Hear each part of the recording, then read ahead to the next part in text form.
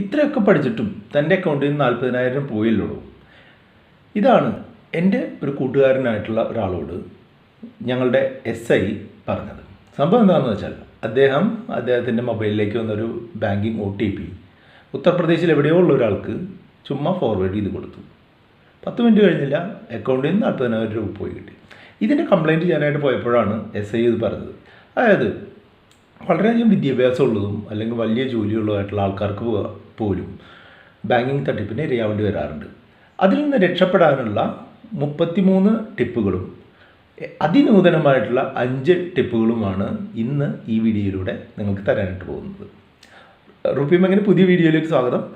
RupeeMonk എന്ന് പറഞ്ഞിട്ടുണ്ടെങ്കിൽ നിങ്ങളുടെ ഓൺലൈൻ പേഴ്സണൽ ഫിനാൻഷ്യൽ അസിസ്റ്റൻസുമായിട്ട് ബന്ധപ്പെട്ടിട്ടുള്ള വീഡിയോകൾ തരുന്ന ചാനലാണ്. താല്പര്യമുണ്ടെങ്കിൽ നിങ്ങൾക്ക് സബ്സ്ക്രൈബ് ചെയ്യാം, കൂട്ടുകാരുമായിട്ട് ഷെയർ ചെയ്യാം.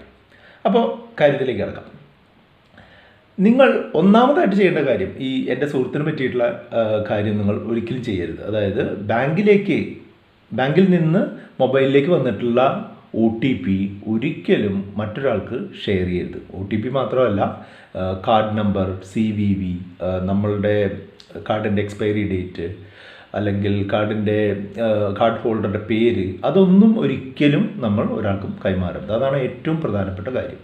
രണ്ടാമത്തെ കാര്യം എന്താണെന്ന് വെച്ചാൽ, നിങ്ങൾ ഒരിക്കലും അങ്ങനെ ചിന്തിക്കരുത്. അതായത് ബാങ്കിൽ നിന്നാണെന്ന് പറഞ്ഞിട്ട് നമ്മളെ വിളിക്കുന്ന ആളുകളോട് ഈ വിവരങ്ങളൊന്നും നമ്മൾ കൈമാറാൻ പാടില്ല. കാരണം എന്താണെന്ന് വെച്ചാൽ, ബാങ്കിൽ നിന്ന് ഒരിക്കലും ഒരാൾ നിങ്ങളുടെ OTP ചോദിച്ചോ കാർഡ് വെരിഫിക്കേഷൻ കോഡ് ചോദിച്ചോ ഒന്നും വിളിക്കാറില്ല. അപ്പോൾ അക്കൗണ്ട് അപ്ഡേറ്റ് ആണെന്നോ അല്ലെങ്കിൽ കാർഡ് അപ്ഗ്രേഡ് ചെയ്യാണെന്നോ ഒക്കെ പറഞ്ഞ് വിളിക്കുന്നത് മിക്കവാറും തട്ടിപ്പാവാനായിട്ടാണ് സാധ്യത. പിന്നെ നമുക്ക് സാധാരണ വരാറുള്ള ആകർഷകമായിട്ടുള്ള ലോട്ടറി പരസ്യങ്ങൾ അല്ലെങ്കിൽ സമ്മാനം കിട്ടിയെന്നൊക്കെ പറഞ്ഞു വരുന്ന പരസ്യങ്ങളുടെ ഇമെയിൽ അല്ലെങ്കിൽ വാട്സപ്പ് അല്ലെങ്കിൽ SMS ഒന്നും പരമാവധി എൻ്റർടൈൻ ചെയ്യാതിരിക്കുക. പരമാവധി അതിലുള്ള ലിങ്കുകളൊന്നും തുറക്കാതിരിക്കുക, അല്ലെങ്കിൽ അതിലുള്ള ഫോൺ നമ്പറിലേക്ക് വിളിക്കാതിരിക്കുക. വിളിച്ചാൽ തന്നെ അല്ലെങ്കിൽ ലിങ്ക് ക്ലിക്ക് ചെയ്താൽ തന്നെ അതിലേക്ക് നമ്മളുടെ ബാങ്ക് ഡീറ്റെയിൽസ് ഒന്നും കൊടുക്കാതിരിക്കുക എന്നുള്ളതാണ് പ്രധാനപ്പെട്ട കാര്യങ്ങൾ. പിന്നെ മറ്റു കാര്യം എന്താണെന്ന് വെച്ചാൽ, മുമ്പ് പറഞ്ഞ പോലെ ബാങ്കിൽ നിന്നുള്ള ഇമെയിലോ SMS ഒന്നും ആർക്കും ഫോർവേഡ് ചെയ്ത് കൊടുക്കാതിരിക്കാം. പിന്നെ എന്തെങ്കിലും സംശയം തോന്നുകയാണെന്ന് വിചാരിക്കുക, നമ്മളെ വിളിക്കുകയാണ്, ബാങ്ക് തട്ടിപ്പാണോ എന്ന് തോന്നുകയാണെന്നുണ്ടെങ്കിൽ ഉടൻ തന്നെ കട്ട് ചെയ്യുക. കട്ട് ചെയ്ത് കഴിഞ്ഞിട്ടുണ്ടെങ്കിൽ നമ്മൾക്ക് ആ നമ്പർ ഗൂഗിളിലോ മറ്റോ സെർച്ച് ചെയ്ത് അല്ലെങ്കിൽ നമ്മളുടെ ട്രൂ കോളറിൽ സെർച്ച് ചെയ്തിട്ടുണ്ടെങ്കിലൊക്കെ നമ്മൾക്ക് ആ നമ്പറിൻ്റെ ജെന്യുവിനിറ്റി അറിയാനായിട്ട് സാധിക്കും. പിന്നെ മറ്റൊരു കാര്യം എന്താണെന്ന് വെച്ചാൽ, ബാങ്കിലെ ഒരു നോട്ടിഫിക്കേഷൻ എനേബിൾ ചെയ്ത് വയ്ക്കുക. അതായത് ബാങ്കിൽ എന്തെങ്കിലും നമ്മളുടെ അക്കൗണ്ടിലേക്ക് എന്തെങ്കിലും ഡെബിറ്റോ ക്രെഡിറ്റോ ഒക്കെ നടന്നിട്ടുണ്ടെങ്കിൽ അതിൽ നിന്ന് മെസ്സേജ് വരുന്ന ഒരു സംവിധാനം ഉണ്ട്, മിക്കവാറും എല്ലാ ബാങ്കുകളിലുണ്ട്. അപ്പോൾ ആ ഒരു SMS അലേർട്ട് സംവിധാനം ഓൺ ചെയ്ത് വയ്ക്കാനായിട്ട് ശ്രമിക്കുക. പിന്നെ മറ്റൊരു കാര്യം ചെയ്യാൻ പറ്റുന്നത് എന്താണെന്ന് വെച്ചാൽ, നമ്മൾക്ക് ട്രാൻസാക്ഷൻ ലിമിറ്റ് സെറ്റ് ചെയ്ത് വയ്ക്കാം. ഒരു ദിവസം ഇത്ര രൂപയെ ട്രാൻസാക്ഷൻ ലിമിറ്റ് പാടുള്ളൂ എന്നുള്ളത് സെറ്റ് ചെയ്ത് വെച്ചാൽ നമ്മൾക്ക് അത്രയും എമൗണ്ടേ നമ്മൾക്ക് നഷ്ടപ്പെടാനുള്ള സാധ്യതയുള്ളൂ. പിന്നെ എപ്പോഴും നമ്മൾ ചെയ്യേണ്ട കാര്യം എന്താണെന്ന് വെച്ചാൽ, നമ്മളുടെ അക്കൗണ്ട് ട്രാൻസാക്ഷൻ മോണിറ്റർ ചെയ്യാനായിട്ട് നോക്കുക. അതായത് എപ്പോഴും നമുക്ക് ആഴ്ചയിലൊരിക്കലോ അല്ലെങ്കിൽ മാസത്തിലൊരിക്കലോ നമ്മളുടെ അക്കൗണ്ടിൽ എന്ത് നടന്നു എന്നുള്ളത് നമ്മൾ മനസ്സിലാക്കി വെക്കാനായിട്ട് നോക്കണം. അതായത് ചെക്ക് ചെയ്യാനായിട്ട് നോക്കണം. ഒന്നുകിൽ ATM വഴിയോ അല്ലെങ്കിൽ ഓൺലൈൻ ബാങ്കിങ് വഴിയോ നമ്മൾ ചെക്ക് ചെയ്യാനായിട്ട് നോക്കണം. പിന്നെ അടുത്തൊരു സെറ്റ് കാര്യങ്ങൾ എന്ന് പറഞ്ഞിട്ടുണ്ടെങ്കിൽ, ഓൺലൈൻ ബാങ്കിങ് ചെയ്യുമ്പോൾ നമ്മൾ ശ്രദ്ധിക്കേണ്ട കാര്യം എന്താണെന്നാണ്.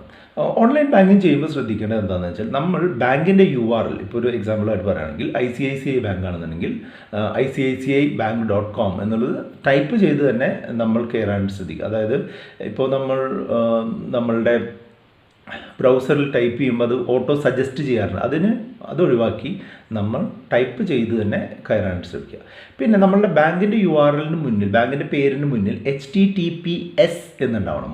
അതായത് S എന്ന് പറഞ്ഞിട്ടുണ്ടെങ്കിൽ ആ ഒരു സെക്യൂരിറ്റിയുടെ കോഡാണ് HTTPS എന്ന് പറഞ്ഞിട്ടുണ്ടെങ്കിൽ. അതായത് നമ്മൾ നടത്തുന്ന ട്രാൻസാക്ഷൻ അല്ലെങ്കിൽ നമ്മൾ നടത്തുന്ന ആ ആക്ടിവിറ്റി സെക്യൂർ ആണ് അല്ലെങ്കിൽ സുരക്ഷിതമാണ് എന്ന് കാണിക്കുന്നതാണ് S. അതുകൂടാതെ നമ്മളുടെ ആ ബ്രൗസറിന് മുന്നിലായിട്ട് ഒരു പാഡ്ലോക്ക്, ഒരു ലോക്കിൻ്റെ സിമ്പിൾ ഉണ്ടായിരിക്കും. അതും കൂടെ ഉണ്ടോ എന്നുള്ളത് നമ്മൾ നോക്കണം. പിന്നെ മറ്റൊരു കാര്യം എന്താണെന്ന് വെച്ചാൽ നമ്മൾ ബാങ്കിങ് സൈറ്റിലേക്ക് ഓൺലൈൻ ബാങ്കിങ് സൈറ്റിലേക്ക് ലോഗിൻ ചെയ്ത് കഴിഞ്ഞിട്ടുണ്ടെങ്കിൽ അവിടെ നമ്മളുടെ അക്കൗണ്ട് ലാസ്റ്റ് ലോഗിൻ എന്നാണ് ചെയ്തത് എന്നുള്ളത് കാണിക്കും. അത് നമ്മൾ ലോഗിൻ ചെയ്ത ഡേറ്റ് തന്നെയാണോ എന്നുള്ളത് ഒന്ന് എൻട്രി ചെയ്യാനായിട്ട് നോക്കാം. ഒരിക്കൽ നമ്മൾ ബാങ്കിങ് സൈറ്റിനുള്ളിൽ കയറി കഴിഞ്ഞിട്ടുണ്ടെങ്കിൽ ഒരിക്കലും ആ ബാങ്ക് നമ്മളുടെ അക്കൗണ്ട് നമ്പറോ ബാക്കിയുള്ള ഡീറ്റെയിൽസോ ഒന്നും വീണ്ടും ടൈപ്പ് ചെയ്യാനായിട്ട് പറയില്ല. കാർഡ് നമ്പറോ CVV ഒന്നും വീണ്ടും ടൈപ്പ് ചെയ്യാനായിട്ട് പറയില്ല.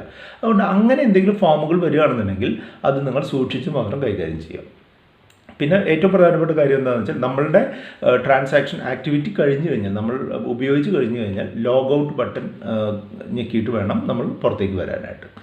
അതാണ് വെബ്സൈറ്റിനെ പറ്റി പറയാനുള്ളത്. ഇനി മറ്റൊരു കോമൺ ആയിട്ടുള്ള നമ്മൾ ആക്സസ് ചെയ്യുന്നതാണ് ആപ്പുകൾ, അല്ലേ? ബാങ്കിൻ്റെ ആപ്പുകൾ അല്ലെങ്കിൽ മറ്റ് ആപ്പുകൾ നമ്മൾ യൂസ് ചെയ്യുന്നതാണ്.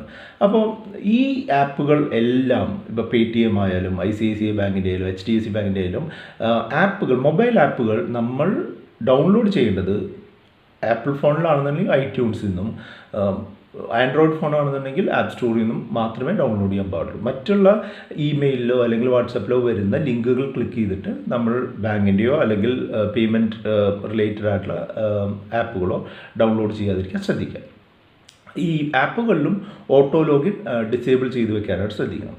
പിന്നെ മുൻപ് പറഞ്ഞ പോലെ ആപ്പുകളിൽ നിന്ന് ആവശ്യം കഴിഞ്ഞു കഴിഞ്ഞാൽ ലോഗ് ഔട്ട് ചെയ്യാനായിട്ട് ശ്രമിക്കുക. മറ്റൊരു കാര്യം എന്താണെന്ന് വെച്ചാൽ ആപ്പുകൾ റെഗുലറായിട്ട് അപ്ഡേറ്റ് ചെയ്തുകൊണ്ടിരിക്കുക. അതായത് ആപ്പുകൾ അപ്ഡേറ്റ് ചെയ്യുന്നത് പുതിയ പുതിയ സെക്യൂരിറ്റി ഫീച്ചറും മറ്റും വരുന്നതിന് നന്നായിരിക്കും. ഓക്കെ, അവസാനമായിട്ട് പറയാനുള്ളത് എന്താണെന്ന് വെച്ചാൽ മൊബൈലുകളിൽ ആവശ്യമില്ലാത്ത ഗെയിമുകളോ അല്ലെങ്കിൽ ആവശ്യമില്ലാത്ത മറ്റ് പ്രോഗ്രാമുകളോ ഒന്നും ഇൻസ്റ്റാൾ ചെയ്യാതിരിക്കുക. അതിൽ ഈ വൈറസുകളും മറ്റും ഉണ്ടാകാനുള്ള സാധ്യതയുണ്ട്. അത് നമ്മളുടെ ഫിനാൻഷ്യൽ ട്രാൻസാക്ഷനെ ബാധിക്കാനുള്ള സാധ്യതയുണ്ട്. അതുകൊണ്ട് അത് പരമാവധി ഒഴിവാക്കാൻ ശ്രദ്ധിക്കുക. ഇനി അടുത്തൊരു സെറ്റ് പറയുന്നത് എന്താണെന്ന് വെച്ചാൽ കാർഡുകളെ പറ്റിയാണ്. കാർഡുകളുടെ കാര്യം എന്താണെന്ന് വെച്ചാൽ കാർഡുകൾ ഉപയോഗിക്കുമ്പോൾ കാർഡും പിന്നും ഒരുമിച്ച് ഒരാൾക്ക് കൈമാറരുത്. ഒരു ഉദാഹരണമായിട്ട് പറയുകയാണെങ്കിൽ നമ്മളിപ്പോൾ ഒരു റെസ്റ്റോറൻറ്റിൽ ചെല്ലുകയാണ്. അപ്പോൾ റെസ്റ്റോറൻറ്റിൽ നിന്ന് ബില്ല് പേ ചെയ്യുന്നത് നമ്മൾ കാർഡ് വഴിയാണ് പേ ചെയ്യുന്നതെങ്കിൽ നമ്മൾ കാർഡ് സ്വൈപ്പ് ചെയ്ത് നമ്മൾ തന്നെ ടൈപ്പ് ചെയ്യുന്നതാണ് നല്ലത്. മറ്റൊരാൾക്ക് പറഞ്ഞു കൊടുക്കാതിരിക്കുകയാണ് നല്ലത്. പിന്നെ കാർഡ് സ്വൈപ്പ് ചെയ്യുന്ന സമയത്ത് സ്വൈപ്പിംഗ് മെഷീനിൽ എന്തെങ്കിലും അഡീഷണൽ ആയിട്ട് അറ്റാച്ച്മെൻ്റ് ഉണ്ടോ? അത് ATMൽ പോലും ഇങ്ങനെ സ്കിമ്മിങ് ഡിവൈസ് എന്ന് പറയും. അതായത് നമ്മൾ കാർഡ് സ്വൈപ്പ് ചെയ്ത് കഴിഞ്ഞിട്ടുണ്ടെങ്കിൽ കാർഡിലെ കണ്ടൻറ്റ് കോപ്പി ചെയ്ത് തീർക്കുന്ന സ്കിമ്മിങ് ഡിവൈസുകൾ ഉപയോഗിച്ച് തട്ടിപ്പ് നടക്കാറുണ്ട്. അങ്ങനെയുള്ള ഡിവൈസുകൾ ഉണ്ടോ എന്നുള്ളതൊന്ന് ശ്രദ്ധിക്കുക. ഇപ്പോൾ ഫോട്ടോയിൽ കാണുന്ന പോലെ എന്തെങ്കിലും ഡിവൈസുകൾ കാണുകയാണെന്നെങ്കിൽ അവിടെ നമ്മൾ ട്രാൻസാക്ഷൻ നടത്താതിരിക്കുക. മറ്റൊരു കാര്യം എന്താണെന്ന് വെച്ചാൽ ഒരു ക്രെഡിറ്റ് കാർഡിൻ്റെ അല്ലെങ്കിൽ ഡെബിറ്റ് കാർഡിൻ്റെ ഏറ്റവും പ്രധാനപ്പെട്ട 4 ഇൻഫർമേഷൻ എന്ന് പറഞ്ഞിട്ടുണ്ടെങ്കിൽ കാർഡ് ഹോൾഡറുടെ പേര്, card number, expiry date, CVV, ഈ 4 കാര്യം ഉണ്ടെന്നുണ്ടെങ്കിൽ ഓൺലൈൻ ട്രാൻസാക്ഷൻ മിക്കവാറും നടത്താനായിട്ട് സാധിക്കും. ഇത് ഒരിക്കലും ഒരുമിച്ച് കൈമാറാതെ നോക്കുക. പിന്നെ നമ്മൾ ഒരു ATM മെഷീൻ അല്ലെങ്കിൽ പോയിൻ്റ് ഓഫ് സെയിൽ മെഷീൻ ഉപയോഗിക്കുമ്പോൾ അതിൽ കൃത്രിമം നടന്നിട്ടുണ്ടോ എന്നുള്ളത് മൊത്തത്തിലൊന്ന് ചെക്ക് ചെയ്ത് നോക്കുന്നത് നന്നായിരിക്കും. ഇനി അടുത്ത ഒരു സെറ്റ് കാര്യങ്ങൾ എന്ന് പറഞ്ഞിട്ടുണ്ടെങ്കിൽ പാസ്വേഡുകളെ സംബന്ധിച്ചാണ്. പാസ്വേഡുകൾ നമ്മളുടെ ആപ്പിനുള്ള പാസ്വേഡ് അല്ലെങ്കിൽ നമ്മളുടെ മറ്റ് വെബ്സൈറ്റിലേക്കുള്ള പാസ്വേഡ് അല്ലെങ്കിൽ പിൻ, അതെല്ലാം കുറച്ച് കോംപ്ലക്സ് പാസ്വേഡ് ആക്കാൻ ശ്രമിക്കുക. അല്ലെങ്കിൽ എളുപ്പം ഗസ് ചെയ്യുന്ന തരത്തിലുള്ള പാസ്വേഡുകളാക്കാതിരിക്കാൻ ശ്രമിക്കുക. ഉദാഹരണമായിട്ട് പറയുമെങ്കിൽ ATM പിൻ ഒരിക്കലും 1 2 3 4 എന്ന് കൊടുക്കരുത്. അല്ലെങ്കിൽ 3 2 4 1 അങ്ങനെ ഏറ്റവും സിമ്പിളായിട്ടുള്ള പാറ്റേൺ ഒരിക്കലും കൊടുക്കാതിരിക്കാൻ നോക്കുക. അതുപോലെ പാസ്വേഡ് എപ്പോഴും ഒരു കോംപ്ലക്സ് പാസ്വേഡ് ആക്കുക. അതായത് അതിൽ അക്കങ്ങളുണ്ടാവണം, അക്ഷരങ്ങളുണ്ടാവണം, സ്പെഷ്യൽ ക്യാരക്ടേഴ്സ് ഉണ്ടാവണം. അങ്ങനെ ഇപ്പോൾ ഒരു ഉദാഹരണം പറയുകയാണെന്നുണ്ടെങ്കിൽ വെനസ്ഡേ @ 1525 അതൊരു കമ്പാരിറ്റീവ്ലി കോംപ്ലക്സ് പാസ്വേഡാണ് അല്ലേ. W ക്യാപിറ്റലാക്കുക, വെനസ്ഡേ എന്ന് എഴുതുക, @ സിമ്പിൾ ഇടുക, 20 ഇടുക, 15 ഇടുക. അപ്പോൾ അതിൽ എല്ലാം ഉണ്ട്. അപ്പോൾ അങ്ങനെ കോംപ്ലക്സ് ആയിട്ടുള്ള എളുപ്പം ഓർമ്മിക്കാൻ പറ്റുന്ന തരത്തിലുള്ള പാസ്വേഡ് ഉപയോഗിക്കുക. മറ്റൊന്ന് എന്താണെന്ന് വെച്ചാൽ പാസ്വേഡ് റെഗുലർലി ചേഞ്ച് ചെയ്യാൻ ശ്രദ്ധിക്കുക. അതായത് ഒരു 3 മാസം കൂടുമ്പോഴോ 6 മാസം കൂടുമ്പോഴോ എല്ലാം പാസ്വേഡ് ചേഞ്ച് ചെയ്യാനായിട്ട് ശ്രദ്ധിക്കുക. പിന്നെ പല അക്കൗണ്ടുകളുണ്ടെന്നുണ്ടെങ്കിൽ എല്ലാത്തിനും ഒരേ പാസ്വേഡ് വെക്കരുത്. അത് ഭയങ്കര റിസ്ക്കിയാണ്. അതുകൊണ്ട് ഓരോ അക്കൗണ്ടിനും ഓരോ പാസ്വേഡ് ഉപയോഗിക്കാൻ ശ്രദ്ധിക്കുക.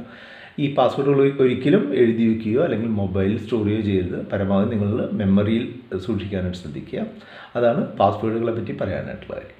ഇനി നമ്മൾ എവിടെ നിന്നാണ് നമ്മളുടെ അക്കൗണ്ട് ആക്സസ് ചെയ്യുന്നത് അല്ലെങ്കിൽ അക്കൗണ്ട് ഓപ്പൺ ചെയ്യുന്നത്, ബാങ്ക് സൈറ്റോ അല്ലെങ്കിൽ ആപ്പുകളോ ഉപയോഗിക്കുന്നത് എന്നുള്ളത് പ്രധാനപ്പെട്ട ഒരു കാര്യമാണ്. ഒരിക്കലും ഒരു കോമൺ ആയിട്ടുള്ള പൊതുവായിട്ടുള്ളൊരു കമ്പ്യൂട്ടറിൽ നിന്ന് ഒരിക്കലും നമ്മൾ അക്കൗണ്ട് ആക്സസ് ചെയ്യരുത്. കാരണം എന്താണെന്ന് വെച്ചാൽ അതിനുള്ളിൽ എന്തൊക്കെ പ്രോഗ്രാമുകളാണ് ഇൻസ്റ്റാൾ ചെയ്തിട്ടുള്ളത് എന്നുള്ളത് നമുക്കറിയില്ല. അപ്പോൾ നമ്മളുടെ ഇൻഫർമേഷൻ മറ്റൊരാൾക്ക് കൈമാറപ്പെടാനും അങ്ങനെ പ്രശ്നങ്ങൾ ഉണ്ടാകാനും സാധിക്കും. പിന്നെ മറ്റൊന്ന് എന്താണെന്ന് വെച്ചാൽ നമ്മൾ ഉപയോഗിക്കുന്ന ഡിവൈസ്, അതായത് മൊബൈലോ ആയാലും അല്ലെങ്കിൽ ഇൻ്റർനെറ്റ് ആയാലും പാസ്വേഡ് പ്രൊട്ടക്റ്റ് ചെയ്ത് ഉപയോഗിക്കാൻ ശ്രദ്ധിക്കുക. പിന്നെ ഈ അപരിചിതർക്ക് ഒരിക്കലും നമ്മളുടെ മൊബൈലോ അല്ലെങ്കിൽ കമ്പ്യൂട്ടറോ ഉപയോഗിക്കാനായിട്ട് കൊടുക്കാതിരിക്കുക എന്നുള്ളതാണ് മറ്റൊരു ഇതുള്ളത്. പിന്നെ ഏറ്റവും പുതിയതായിട്ടുള്ള ഓപ്പറേറ്റിംഗ് സിസ്റ്റം അപ്ഡേറ്റുകൾ, അതായത് ഇപ്പോൾ ആൻഡ്രോയിഡ് ഡിവൈസ് ആണെന്നെങ്കിൽ ആൻഡ്രോയിഡിൻ്റെ പുതിയ അപ്ഡേറ്റ് വന്നാൽ അത് അപ്ഡേറ്റ് ചെയ്യാൻ ശ്രദ്ധിക്കണം. അതുപോലെ നമ്മൾ കമ്പ്യൂട്ടറാണ് ഉപയോഗിക്കുന്നതെങ്കിൽ കമ്പ്യൂട്ടറിൽ ലേറ്റസ്റ്റ് OS അപ്ഡേറ്റ് ചെയ്യാൻ ശ്രദ്ധിക്കണം. മറ്റൊന്നുള്ളത് എന്താണെന്ന് വെച്ചാൽ നമ്മൾ ഉപയോഗിക്കുന്ന ഇൻ്റർനെറ്റ് എക്സ്പ്ലോറർ ആയാലും ക്രോം ആയാലും അത് ലേറ്റസ്റ്റ് അപ്ഡേറ്റുകളുള്ള പ്രോഗ്രാമുകളാണെന്നുള്ളത് ഉറപ്പ് വരുത്തുക. മറ്റൊന്ന് പ്രധാനപ്പെട്ട കാര്യമുള്ളത് എന്താണെന്ന് വെച്ചാൽ ആൻറ്റിവൈറസുകൾ ഇൻസ്റ്റാൾ ചെയ്യുക എന്നുള്ളതാണ് ഏറ്റവും പ്രധാനപ്പെട്ട കാര്യം. ആൻറ്റിവൈറസ് ഇൻസ്റ്റാൾ ചെയ്താൽ മാത്രം പോരാ, അത് റെഗുലർലി അപ്ഡേറ്റ് ചെയ്യുകയും വേണം. പിന്നെ നമ്മൾ റെയിൽവേ സ്റ്റേഷനുകളിലോ അല്ലെങ്കിൽ എയർപോർട്ടുകളിലൊക്കെ ഓപ്പൺ വൈഫൈകൾ ഉണ്ടാവും അല്ലേ, ആ ഓപ്പൺ വൈഫൈകളിൽ വെച്ച് നമ്മുടെ ബാങ്കിങ് ട്രാൻസാക്ഷൻ ഒരിക്കലും നടത്തരുത്. അത് ഏറ്റവും റിസ്കി ആയിട്ടുള്ളൊരു കാര്യമാണ്. പിന്നെ അവസാനമായിട്ട് പറയുകയാണെന്നുണ്ടെങ്കിൽ ഇൻ്റർനെറ്റ് നമ്മൾ ഉപയോഗിച്ച് കഴിഞ്ഞിട്ടുണ്ടെങ്കിൽ, നമ്മളുടെ ആവശ്യം കഴിഞ്ഞിട്ടുണ്ടെങ്കിൽ പരമാവധി ഇൻ്റർനെറ്റ് ഡിസ്കണക്റ്റ് ചെയ്യുന്നത് നന്നായിരിക്കും. ഇതാണ് നമുക്ക് സാധാരണ പറയുന്ന 33 കാര്യങ്ങൾ. ഇനി 5 ബോണസ് ടിപ്പുകളാണ് അടുത്തായിട്ട് പറയാനായിട്ട് പോകുന്നത്. ഇപ്പോൾ എല്ലാ ബാങ്കിങ് സൈറ്റുകളിലും 2 ഫാക്ടർ ഓതൻറ്റിക്കേഷൻ എന്ന് പറഞ്ഞൊരു സംവിധാനമുണ്ട്. അതായത് നമ്മുടെ പാസ്വേഡ് കൊടുത്ത് ലോഗിൻ ചെയ്താലും ഒരു അഡീഷണൽ ആയിട്ടുള്ള ഒരു ഓതൻറ്റിക്കേഷൻ, ഒരു കോഡ് നമ്മുടെ മൊബൈലിലേക്കോ ഇമെയിലിലേക്കൊക്കെ വരും. അതാണ് 2 ഫാക്ടർ ഓതൻറ്റിക്കേഷൻ. അങ്ങനെ ഒരു 2 ഫാക്ടർ ഓതൻറ്റിക്കേഷനുള്ള അക്കൗണ്ടുകൾ ഉപയോഗിക്കുക, അല്ലെങ്കിൽ അത് എനേബിൾ ചെയ്യാനായിട്ട് നിങ്ങളുടെ ബാങ്കിനോട് ആവശ്യപ്പെടുക. രണ്ടാമത്തെ എന്താണെന്ന് വെച്ചാൽ നമ്മൾ ഒരിക്കലും ഇപ്പോൾ പുതിയ സ്വൈപ്പിംഗ് മെഷീനുകളുണ്ട് അല്ലേ, പരമാവധി എല്ലാ കാർഡുകളും ഇപ്പോൾ EVM എനേബിൾഡ് ആയിട്ട് മാറിയിട്ടുണ്ട് അല്ലേ. അപ്പോൾ എന്താ ഗുണമെന്ന് വെച്ചാൽ അതിൻ്റെ ഗുണം എന്താണെന്ന് വെച്ചാൽ പുതിയ ചിപ്പ് എനേബിൾഡ് മെഷീനുകൾ മുൻപത്തെ സ്വൈപ്പിംഗ് മെഷീനുകളെക്കാൾ കുറച്ചുകൂടെ സെക്യൂറാണ്. അതുകൊണ്ട് പരമാവധി ഈ ചിപ്പ് എനേബിൾഡ് കാർഡിലേക്ക് മാറുക, ചിപ്പ് എനേബിൾഡ് ആയിട്ടുള്ള ATMകൾ ഉപയോഗിക്കുക. മറ്റൊന്ന് എന്താണെന്ന് വെച്ചാൽ ഈ UPI എന്ന് പറഞ്ഞാൽ അറിയാമല്ലോ അല്ലേ, നമുക്ക് എളുപ്പത്തിൽ പണം കൈമാറാവുന്ന ഒരു സംവിധാനമാണ് UPI. ഈ UPIയിൽ ഈ പുതിയതായിട്ട് വന്നിട്ടുള്ളൊരു തട്ടിപ്പ് എന്താണെന്ന് വെച്ചാൽ നിങ്ങൾക്ക് ഒരു ചെറിയൊരു പൈസ വന്നിട്ടുണ്ട് എന്ന് പറഞ്ഞ് നിങ്ങൾക്ക് മെസ്സേജ് വരും. അതായത് UPI പേയ്മെൻറ്റ് കളക്ഷൻ റിക്വസ്റ്റ് എന്ന് പറഞ്ഞിട്ട് നിങ്ങൾക്ക് മെസ്സേജോ ഇമെയിലോ ഒക്കെ വരും. അങ്ങനെയുള്ള മെസ്സേജുകൾ നിങ്ങൾക്ക് അപരിചിതരിൽ നിന്നാണ് അങ്ങനൊരു മെസ്സേജ് വരുന്നതെങ്കിൽ അത് എൻ്റർടൈൻ ചെയ്യാതിരിക്കുക. നിങ്ങൾക്ക് എന്താവശ്യത്തിനായാലും ഒരു അപരിചിതൻ നിങ്ങൾക്ക് അധികം പൈസ തരാനുള്ള സാധ്യതയില്ല അല്ലേ. അപ്പോൾ അത് സൂക്ഷിച്ച് നിങ്ങൾ കൈകാര്യം ചെയ്യണം. മറ്റൊന്ന് എന്താണെന്ന് വെച്ചാൽ വേറൊരു തരം ആപ്ലിക്കേഷൻസ് കണ്ടിട്ടുണ്ട്. അതെന്താണെന്ന് വെച്ചാൽ നമ്മളുടെ ബാങ്ക് അക്കൗണ്ടുകളെയോ അല്ലെങ്കിൽ ക്രെഡിറ്റ് കാർഡുകളെയോ ലിങ്ക് ചെയ്തുകൊണ്ട് നമ്മളുടെ എക്സ്പെൻസ് ട്രാക്ക് ചെയ്യുന്ന അല്ലെങ്കിൽ നമ്മളുടെ എക്സ്പെൻസ് പാറ്റേൺ മനസ്സിലാക്കുന്ന കുറേ ആൻഡ്രോയിഡ് ആപ്പുകൾ കണ്ടിട്ടുണ്ട്. ആ ആപ്പുകൾ പരമാവധി യൂസ് ചെയ്യാതിരിക്കുക. അപ്പോൾ ആ ആപ്പുകളിൽ നമ്മൾ ചെയ്യേണ്ടി വരും എന്താണെന്ന് വെച്ചാൽ നമ്മളുടെ ബാങ്കിങ് ലോഗിൻ ID യും പാസ്വേഡും എല്ലാം കൊടുത്തിട്ടാണ് അവർ നമ്മളുടെ ഇത് എടുക്കാനായിട്ട് ചെയ്യാറുള്ളത്. അത് പരമാവധി നമ്മൾ കൊടുക്കാതിരിക്കാൻ ശ്രദ്ധിക്കുക. പിന്നെ ഏറ്റവും ലേറ്റസ്റ്റ് ആയിട്ട് ഇപ്പോൾ റിപ്പോർട്ട് ചെയ്തിട്ടുള്ള ഒരു ഇഷ്യൂ ആണ്, നമ്മളുടെ മൊബൈലിൽ ഓട്ടോ ഡെസ്ക് എന്നൊക്കെ പറഞ്ഞ പോലുള്ള റിമോട്ട് മെഷീൻ മാനേജ് ചെയ്യുന്ന ആപ്പുകൾ ഇൻസ്റ്റാൾ ചെയ്യാനായിട്ടുള്ള ലിങ്കുകൾ മെയിലിലേക്കോ മെസ്സേജിലേക്കോ വന്നിട്ട് അല്ലെങ്കിൽ ആളുകൾ കോൾ ചെയ്തിട്ട് നമ്മളുടെ മൊബൈലിൽ ഓട്ടോ ഡെസ്ക് പോലുള്ള ആപ്ലിക്കേഷൻസ് ഇൻസ്റ്റാൾ ചെയ്യാനായിട്ട് പറയാറുണ്ട്. അങ്ങനെ ഇൻസ്റ്റാൾ ചെയ്താൽ കുഴപ്പം എന്താണെന്ന് വെച്ചാൽ, ആ ആപ്പുകൾ ഇൻസ്റ്റാൾ ചെയ്താലുള്ള കുഴപ്പം എന്താണെന്ന് വെച്ചാൽ നമ്മളുടെ മൊബൈലിൻ്റെ കൺട്രോൾ പുറമേ ഉള്ള ഒരാൾക്ക് കൈമാറപ്പെടും. അപ്പോൾ നമ്മളുടെ മൊബൈലിൽ എന്ത് ചെയ്യണമെന്നുള്ളത് അയാളാണ് പിന്നെ തീരുമാനിക്കുക. അപ്പോൾ ഇങ്ങനെയുള്ള നമ്മൾക്ക് ആവശ്യമില്ലാത്ത അല്ലെങ്കിൽ നമ്മൾ ഉദ്ദേശിക്കാത്ത ഒരു ആപ്പും ഒരാൾ പറഞ്ഞാൽ നമ്മളുടെ മൊബൈലിൽ ഇൻസ്റ്റാൾ ചെയ്യാതിരിക്കാൻ നോക്കുക.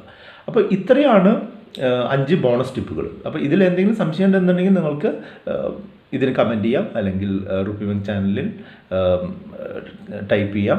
അങ്ങനെ നിങ്ങൾക്ക് ഈ വീഡിയോ ഇഷ്ടമായെങ്കിൽ നിങ്ങൾ കൂട്ടുകാർക്ക് ഷെയർ ചെയ്യുക. പിന്നെ വീഡിയോ എല്ലാവർക്കും കാണുന്നതിനായിട്ട് നിങ്ങളുടെ സബ്സ്ക്രൈബ് ബട്ടൺ എനേബിൾ ചെയ്യാം. അപ്പോൾ അടുത്ത വീഡിയോയിൽ കാണുന്നവരെ നന്ദി, നമസ്കാരം.